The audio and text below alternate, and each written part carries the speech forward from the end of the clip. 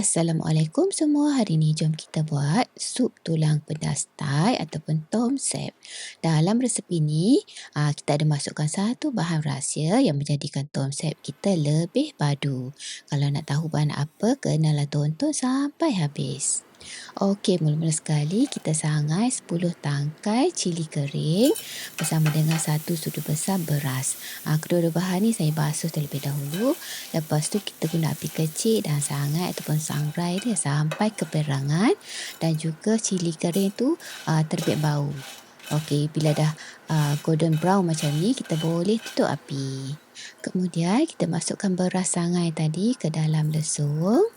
Lepas tu kita tumbuk kasar sahaja. Saya gesek-gesek saja guna alu ni sebab kita nak tekstur dia kasar dan kita tak mau dia terlalu halus. Macam ni just nice.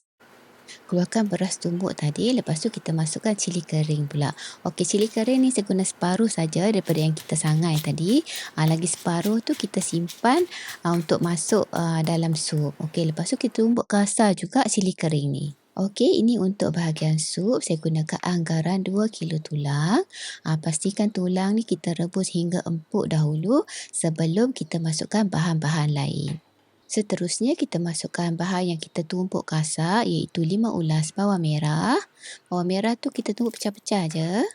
Kemudian masukkan 2 ulas bawang putih, 1 inci halia dan juga 1 inci lengkuas, 2 batang serai, 1 akar ketumbar, 5 helai daun limau purut.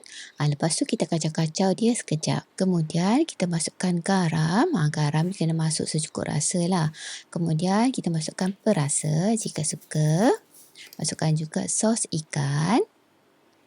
Sos ikan dan juga kicap bukit ataupun Golden Mountain.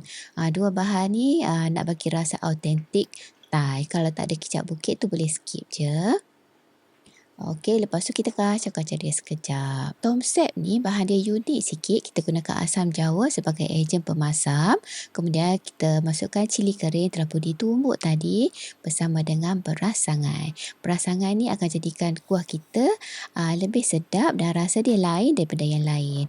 Kita kacau-kacau dan biarkan kuah ni mendidih. Setelah kuah mendidih, dia akan nampak kemerahan macam ni. Lepas tu kita masukkan cili kering yang balance kita tumbuk tadi bersama dengan cili padi merah.